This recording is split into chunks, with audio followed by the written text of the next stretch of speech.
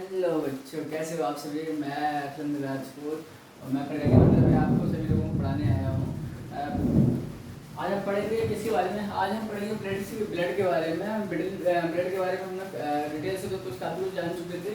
आज हम उसकी आगे की बात करते हैं कि हम ब्लड में थक्का कैसे बनता है। यानी कि ब्लड में अगर बात करिए तो ब्लड में थक्का कैसे बनता है। यानी कि हम उसी बात में करते हैं clotting of the blood and रक्त का थक्का बनना या जमना। क्योंकि कभी कभी तुमने देखा होगा कि कहीं तुम रास्ते में जा रहे होगे और तुमने सपोज सोचा होगा कि अगर तुम रास्ते में जा रहे हो गलती से गिर गए या किसी साइकिल या बाइसिकल या किसी कार के द्वारा तुम्हारे रास्ते में कुछ ना कुछ एक्सीडेंट हो गया और तुम्हें गलती से चोट लग गई, तो तुमने उस जगह पे देखा होगा कि उस जगह पे कैसा होता है कि जैसे सपोज ये मानो ये तुम्हारी बॉडी की लेयर है और यहाँ पे कुछ कट लग गया है, तो तुम यहाँ पे क्या देखते हो कि ब्लड ब्लड बराबर कंटिन्यू बहता रहता है जब तक।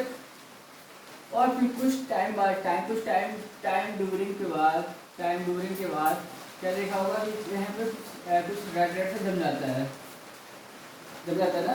तो ऐसे क्यों होता है, तो हम इस बारे में आज डिटेल से जानेंगे कि इस बारे में ऐसा होता क्यों है। तो अब हम इसके बारे में बात करते हैं कि हम ब्लड के शक्ति के बारे में बात करते हैं। यहाँ बताया कि हमारी बॉडी में क्या है, डब्ल्यूबीसी, आरबीसी, प्लेटलेट्स वगैरह और न्यूट्रोफिल्स, मोनोसाइट्स, लिम्फोसाइट्स और भी अदर चीज़ें, सभी चीज़ें क्या होती हैं विस्तार से पाई जाती हैं। तो हम बात करते हैं आज थ्रोम्बोसाइट्स की। थ्रोम्बोसाइट्स होता क्या है, तो थ्रोम्बोसाइट्स की बात करते हैं। थ्रोम्बोसाइट्स हमने देखा है कि थ्रोम्बोसाइट्स हमारे क्या होते हैं कि हमारे ब्लड में उपस्थित होता है। अब हम आगे की चर्चा करते हैं, तो हम थ्रोम्बोसाइट की आगे की चर्चा करते हैं। थ्रोम्बोसाइट में हमने देखा कि चिकित्सीय संपर्क में आने से क्या हो जाती है, सॉरी थर्मोसाइट्स हम देखते हैं कि बायो के जब बायो थर्मोसाइट कभी डॉक्टर को देखा कि इंजेक्शन लगाता है तो उसमें देखा होगा कि क्या करता है वो इंजेक्शन क्या करते हैं, इंजेक्शन जब तक दवाई इसमें इनकी रहेगी तब तक वो उसे प्रेस करता रहेगा ताकि वो एयर उस इंजेक्शन से बाहर नहीं निकले, या फिर थोड़ी सी मेरी दवाई भी बाहर निकाल देता है जब तक। तो इसीलिए इसमें होता है कि थर्मोसाइट क्या होती है, जो प्लेटलेट्स होती हैं वो वायु संपर्क में आती हैं तो क्या बनाती हैं, थर्मोप्लास्टिक बना देती हैं। थर्मोप्लास्टिक नाम याद रखना कि थर्मोप्लास्टिक हो जाता है, ठीक है। अब इसकी बात करते हैं कि हम थर्मोप्लास्टिक हमारे थर्मोसाइट्स थे जो प्लेटलेट्स थी वो क्या हुई वायु के संपर्क में आई और थर्मोप्लास्टिक नाम सब कुछ ले लिया उन्होंने।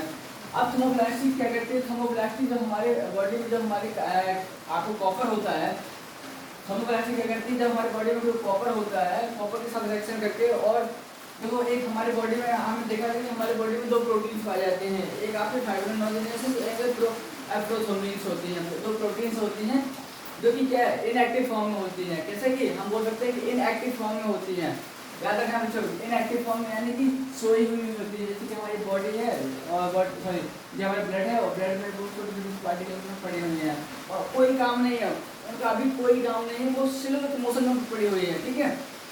तो क्या करते हैं थर्मोप्लास्टिक है तो क्या कॉपर के साथ मिलते हैं और इसके बाद क्या बनाते हैं, किसे जाते हैं, अब वो जाते हैं कि चलो भैया हमारी बॉडी में कट लग गया है उसे रोकना है, तो क्या करते हैं जिसके पास से कौन रोक सकता है इसे, तो कहते हैं प्रोथर्मिन। तो क्या करते हैं कि प्रोथर्मिन साइड से होते हैं और वायु के साथ संपर्क करते हैं तो थर्मोप्लास्टिक बना लेते हैं। अब थर्मोप्लास्टिक आता है तो ऑर्डर कहता है भाई ब्लड के पास थर्मोप्लास्टिक में हुआ है और मुझे कॉपर के साथ बात करता है आपस में मिलके, तो कॉपर के साथ बोलता है कि चलो भाई प्रोथर्मिन को जगाते हैं क्योंकि वही इस ब्लड को रोक सकता है और भगवान ने प्रोथर्मिन को ही ब्लड रोकने के लिए बनाया है। तो प्रोथर्मिन्स के पास जाते हैं तो प्रोथर्मिन्स क्या कहते हैं, ये दोनों प्रोथर्मिन्स क्या कहते हैं कि भाई तुम थर्मिन्स हो हैं, और प्रोथर्मिन्स के साथ क्या कहते हैं कि भाई तुम थर्मिन्स हो, ठीक है। तो नया शब्द कहने की जब भी वायु संपर्क में आते तो हम थर्मोप्लास्टिक कहते हैं, थर्मोप्लास्टिक और जब कॉपर के साथ रिएक्शन करते हैं तो प्रोथर्मिन्स होते हैं, क्योंकि हम जानते हैं कि हमारी बॉडी में बहुत सारे कॉपर भरा हुआ है, ठीक है। अब जो थर्मिन शब्द है, थर्मिन क्या करता है, थर्मिन आता है और इसके साथ फाइब्रिनोजेनेसिस जो हमारे ब्लड में पाई जाती है, प्लाज्मा में हम पढ़ाते हैं कि प्लाज्मा में दो भाग के बारे में अच्छी डिटेल से पढ़ता है। तो हमारे थर्मोसाइट्स जो होती है वो क्या करती है, थर्मोसाइट्स होती है वो थर्मिन बन जाती है, थायमिन बन जाती है, सॉरी। अब इसके बाद हम देखते हैं कि थर्मिन से हो गया और फाइब्रिनोजेनेसिस हो गया, तो क्या हो गया फाइब्रिन बन गई है, ठीक है। क्या हो गए दोनों फाइब्रिन हो गए हैं। और फाइब्रिन क्या करते हैं, फाइब्रिन बेटा जी आपको मैं बता देता हूँ कि फाइब्रिन ठीक कैसा होता है, एक आपको रेसिनुमा आकार का होता है, धागे नुमा आकार का होता है। जैसे कि आप अभी बारिश का सीजन चल रहा है तो बारिश के सीजन में आपने देखा होगा कि आपकी जो छत होता है, छत में जैसे अंडरग्राउंड के लिए वाटर सप्लाई के लिए यानी हम एक पाइप लगवा देते हैं और उसमें एक ऊपर क्या करते हैं छत में एक होल होता का, तो वहाँ पर फिट कर दिया जाता है। और उसमें देखा होगा कि हम एक लोहे की जाली रख देते हैं जिसमें कि छत में जितना भी पानी होगा वो इसके द्वारा जाएगा और कचरा उस पाइप में ना जाए, जिसकी वजह से क्या हो ना हो कि हमारे पाइप को ब्लॉकेज ना हो। इसी प्रकार क्या करते हैं कि जो हमारे फाइविंग है वो क्या करती है, वो उस घाव पे आ जाती है। जैसे हम कुछ सोचो कि हमारे कट लगा है तो करती हैं वो इस घाव पे आ जाती हैं, ऐसे ऐसे आ जाती हैं, ठीक है, वो धागे में आकर तो वो आ जाती हैं। अब हम जानते हैं कि हमारे ब्लड में क्या क्या पाया जाता है, आपकी WBC, RBC, प्लेटलेट्स वगैरह, न्यूट्रोफिल्स, मोनोसाइट्स, लिम्फोसाइट्स, बहुत सारी चीज़ें पाई जाती हैं। तो वो सभी क्या करते हैं, वो सभी उस जगह पे आ जाते हैं और उस जगह पे आने के बाद क्या करते हैं, देखो मैं थायराइड क्या करती है, जाली में आकार की होती है, ठीक है, उस जगह पे जब आ जाएंगे और आ जाएंगे हम पाइप में, जब जाली है, जाली में बहुत सारा कचरा आ जाएगा तो क्या होगा कि भाई उससे पानी निकलना बंद हो जाएगा और सब भरने लगेगी। तो इसी प्रकार ये होता है कि जो थायराइड होती है वो जाली में आकार की होती है, इसे हम रुद्राणु। अब रुद्राणु में तो जानते हो क्या कहते हैं, आपके WBC, RBC, प्लेटलेट्स वगैरह आते हैं तो क्या कहते हैं, इस जगह पे आ जाती हैं। तो आने के बाद क्या होता है कि रक्त का थक्का जम जाता है। इस बात को ध्यान रखो कि रक्त का थक्का जम जाता है, ठीक है।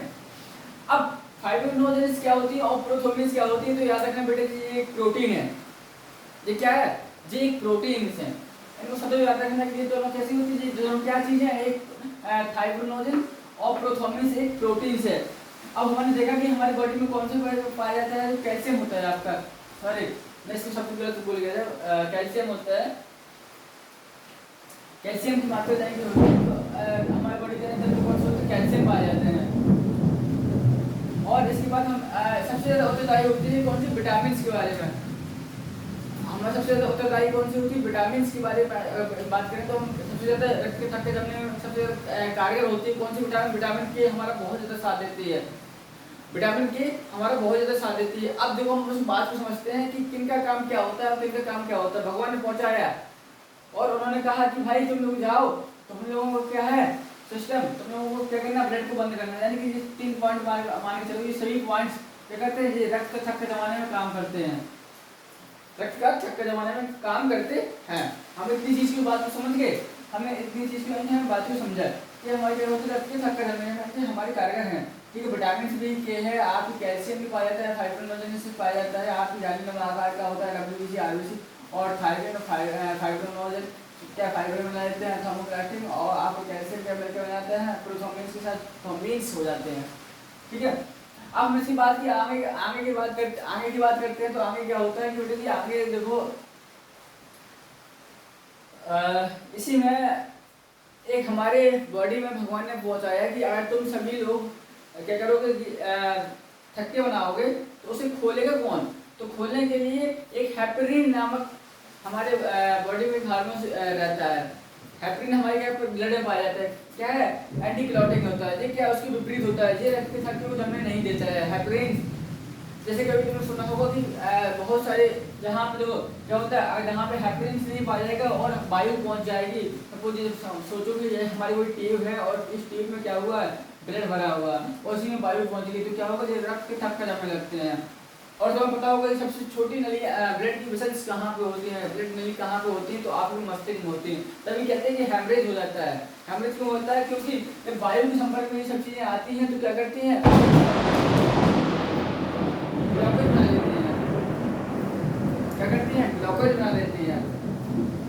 और ब्लॉकेज बनाने के बाद आप लोग मत डरो, पढ़ो आराम से, ब्लॉकेज बना लेती हैं। ब्लॉकेज बनाने के बाद क्या करते हैं, तो उस जगह पे अड़ जाते हैं खचाखच। तो हेपरिन का काम क्या होता है, हेपरिन उस जगह को हटा देती है, उस जगह पे बनने थक्का नहीं बने देती। और काफी लोगों ने देखा होगा हेपरिन यानी कि क्या करती है कि थक्का नहीं बने देती है, और इसी कारण हमारे हेपरिन का काम होता है कि इन सब चीज़ों से दूर रहना। जैसे कि हेमरेज वगैरह बीमारी होती है, जैसे कि कभी तुमने देखा होगा कुछ लोगों को क्या होती है कि ऐसी बीमारी हो जाती है कि जिसकी चोट लगने के बाद क्या होता है कि उसका रुधिर रुकता नहीं है, ठीक है, लेकिन क्योंकि उसमें किसी न किसी पार्टिकल्स की एब्सेंस होता है, ठीक है।